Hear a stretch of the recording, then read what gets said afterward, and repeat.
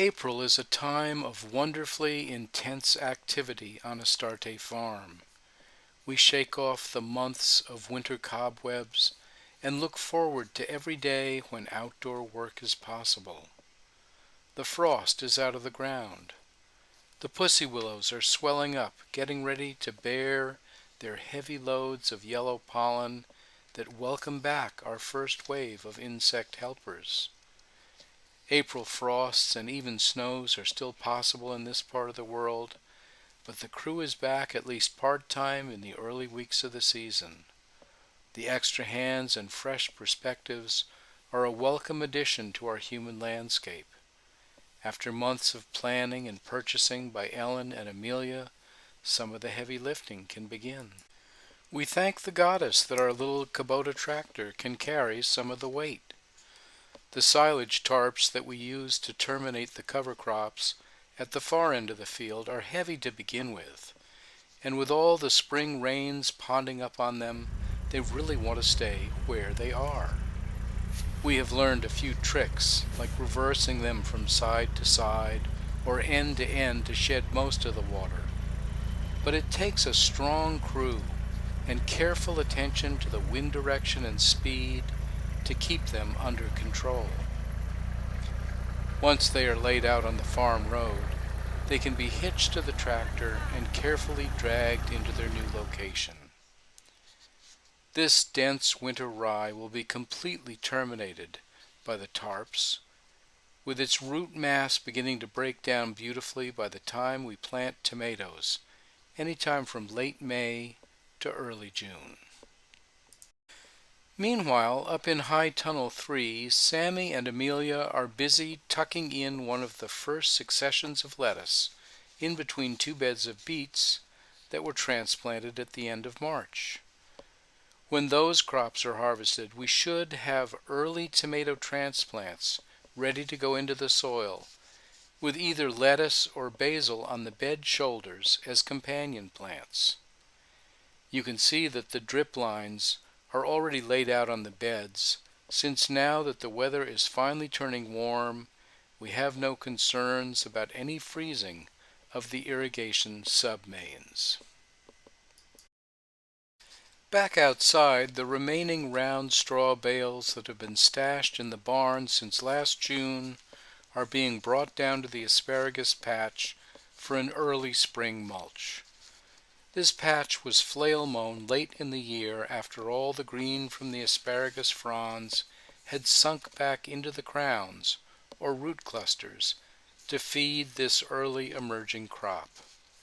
We have been battling an infestation of Canadian thistle down at this end of the field, and are worried that those perennial weeds are becoming so well established that we may have to abandon the patch and start over in an entirely new area of the field. Because it takes 3 years or more to establish asparagus before it can be harvested very heavily, we think it is worth some extra effort to try and salvage the situation, especially since we are only 8 years into a crop that could continue producing for 20 years or more. Here is a shot of the Canadian thistle seedlings that are pushing up through last year's mulch. We think that this additional heavy mulch will help smother some of the weaker plants and slow down the rest enough to make it possible to hand weed them on a rigorous schedule. Even with a forked dandelion weeder, it will be hard to get the full taproot out of the ground. In many cases, we can only hope that by continually removing the plant tops, we will eventually exhaust their ability to grow. Mowing the thistle continuously would have the same effect, but that will not be practical amongst the eventual dense stand of the asparagus fronds. Well, I have to psych myself up for it. Is it the straw or the... It's like the way it ruins my clothes by getting everything in there, all the straw pieces.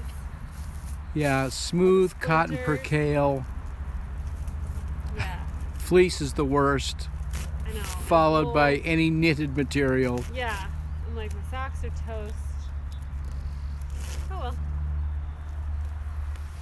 I know. What would be really the best clothes for this? Smooth cotton percale. Really? Yeah, or jean material. Or, Anything with the least amount of weave right. to catch those little sticky pieces of straw that want to work their way into your belly button, Yeah. which I actually had one time and was really unpleasant. I'm sure it's so painful. I thought I had a chigger.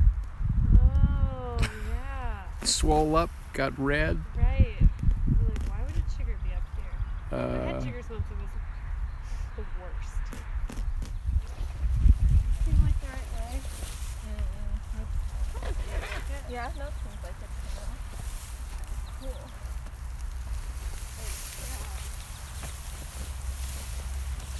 Good. Is there like a point that it starts at, or doesn't matter? Not really. No. Okay, great. Onward. Arriba. I'm sure you could hear Ellen's ambivalence about dealing with straw as a mulch. Here she is with Amelia and Kelsey rolling out the first round bale.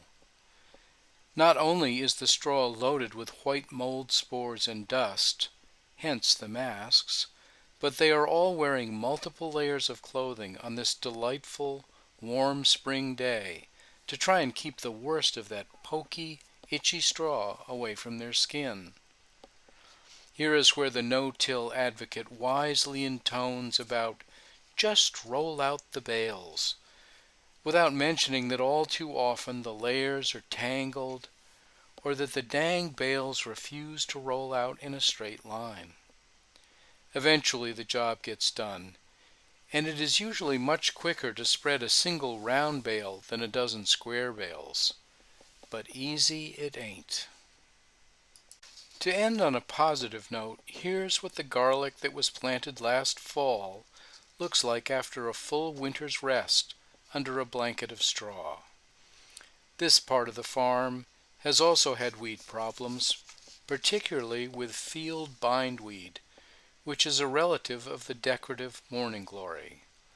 It can literally strangle a plant, and its hard-coated seed can lay dormant in the soil for years. The straw mulch may do a better job on the bindweed because it lacks the stiff growing point of the Canadian thistle. At the very least, the thick mat of straw will delay the appearance of any weeds, and it will tend to draw the bindweed roots to the surface of the soil, making them somewhat easier to pull out. Thanks for watching. Leave comments below and I'll do my best to answer quickly. Catch you next time.